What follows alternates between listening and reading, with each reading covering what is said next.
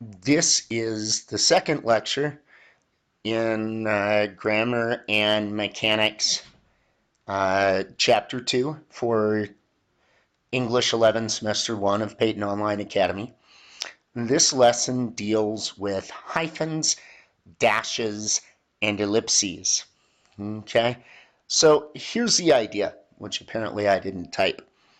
Hyphens are used to connect words or to create compound words. Dashes are used to show breaks in words or thought, so breaks in sentences. And ellipses in formal writing are an indication that the writer has omitted part of a quotation. Okay? Hyphens were used most commonly before we had word processors to connect words when they split at the end of a line. And there are rules that we follow for doing that. For example, if you have a single syllable word, you don't break it up. You just jump it to the next line. If you have a polysyllabic word, you break the word only at syllable breaks. So crocodile, and we know where to break it because a syllable is a vowel sound. That's how you count them. Each vowel sound is a syllable. So crocodile, 3 syllables. So you would split the word crocodile on either side of the O. That's why the first option is correct, but the second one is not. Don't leave a single letter at the end or the beginning of a line, even if it's a syllable.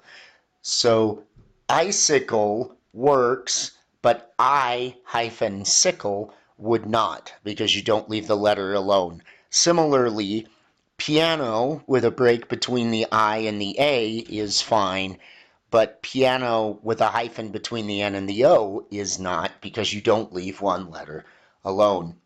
Finally, if you have a word that is already hyphenated, you break it only at the hyphen.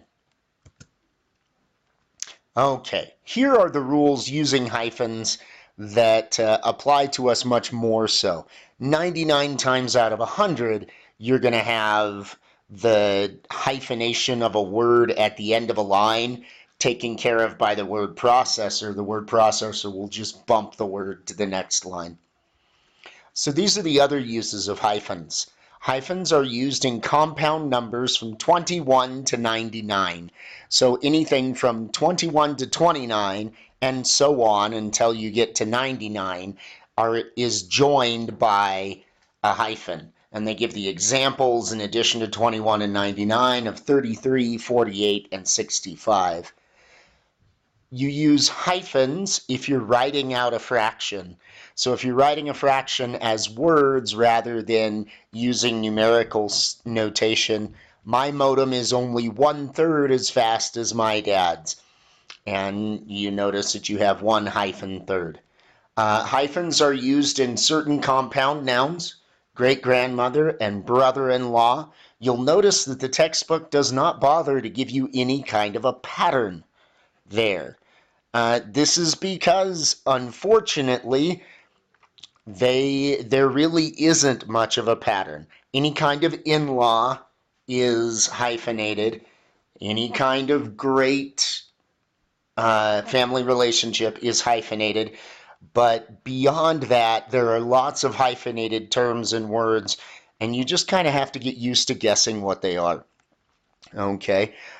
Hyphens are used to tie 2 adjectives together before a noun in a sentence if they are working together. For example, well and attended alone would each describe presentation if the hyphen wasn't there, and it would be a well presentation, so a healthy presentation, and an attended presentation. People came to see it.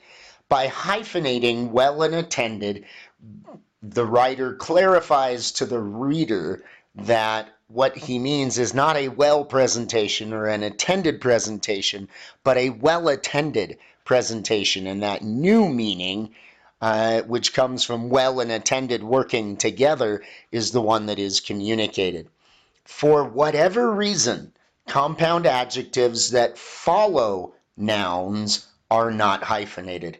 And you have that example there as well. Kofi's presentation on the basics of Usenet was well attended, no hyphen. There are exceptions to this rule, however. For example, you do not use a hyphen between an ly adverb and an adjective. This is because ly adverbs placed before an adjective are understood to be modifying the next word that follows them, so the hyphen is unnecessary. There are certain prefixes and suffixes that are always attached with hyphens, okay? And this chart explains those. If you use the prefixes ex or quasi or the suffix elect, a hyphen is used. The senator-elect is the ex-president of a software company. And you can see there how elect was attached to senator with a hyphen and president is joined to X by a hyphen as well. Pre, pro, and we are not used as, do not use hyphens unless the spelling is going to be problematic, in which case we have a rule below that explains it. Any prefix or suffix added to a proper noun or proper adjective is joined by a hyphen. We found a website about education funding in the post-Reagan administrations. So post-Reagan is an adjective created using a proper noun, or proper in this case, and so it is hyphenated to join them together. Now, I told you we'd have a rule about pre, pro, and re, and other suffixes where the pronunciation or the spelling gets goofy and the hyphen helps us to fix it. Here's that rule. Any prefix or suffix that creates a word with a double vowel or a triple consonant, that double vowel is broken up by a hyphen, or the triple consonant would be broken up by a hyphen. So we don't allow that to happen. And they give you an example of each to our right. Victor was ultra agitated by the bell-like error his system made. If a word would be liable to misinterpretation without a hyphen, use one even with a prefix like pre, pro, or re. I don't know how my uncle recovered, that is, got back, his composure after my aunt recovered, that is, covered again, his recliner in purple vinyl. So sometimes a word already exists, like recreate, to play, to relax, okay? What if I wanted to communicate the idea that I'm recreating something that was lost? Well, you have to use the hyphen so that the words aren't confused. All right, hyphens get the most attention here because they have the most rules. Dashes and ellipses really only have one rule each. Dashes are used to set off explanatory, supplementary, or parenthetical material in a sentence, or they can be used to indicate an abrupt change of thought. Here is the example. She had clicked on the bane of every web surfer, a dead link. A dead link identifies more specifically the bane of every web surfer. It is supplementary or explanatory material connected with a dash, set off by a dash. Before email, way back around the dawn of time, it's a parenthetical statement, people had to rely on telephones and the postal service to stay in touch. Okay, many word processing programs will allow you to insert dashes.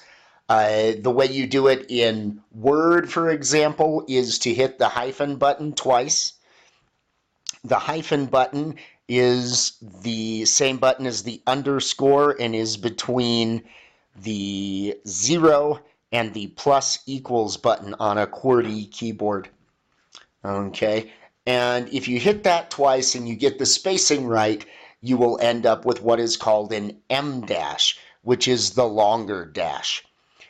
If you can't figure out how to do that, you use two hyphens with no space before or after to indicate that it is a dash. Using a hyphen in place of a dash will not be understood. It's confusing and creates problems for the reader. So either you need to figure out how your word processor creates an M dash or use the two hyphen mode for indicating it. All right, ellipses. An ellipsis or ellipsis points are used to indicate the omission of part of a quotation. Okay? When we borrow from other people's writing and use quotations, it is a matter of integrity not to change them because the reader wants to be able to trust you that the quote really came from where you said it, and that the person really said what you're saying they said. If you change it to leave out part of it or to drop some words or something, you need to indicate that you have done so. And you do that with an ellipsis point, a set of ellipsis points. An ellipsis is three spaced periods. And you'll notice in the example that you have period, space, period, not just period, period, period, preceded and followed by spaces. If an ellipsis is used at the end of a sentence, a fourth period is included in the series before the ellipsis. In fiction or informal writing, an ellipsis can be used to indicate that a thought trails off. So sometimes in writing fiction, you have a character who is talking and they just trail off. They stop talking mid-thought, their mind wanders off. And in that situation, an ellipsis can be used to indicate that is what has happened. All right, if you go back to Unit 2, Session 1, you will find in the grammar portion an activity that deals with hyphens, dashes, and ellipses and does a concept check for this material. You also have a downloadable copy of this PowerPoint for notes in the student resources section. So you should have everything you need to go ahead and attack that assignment now.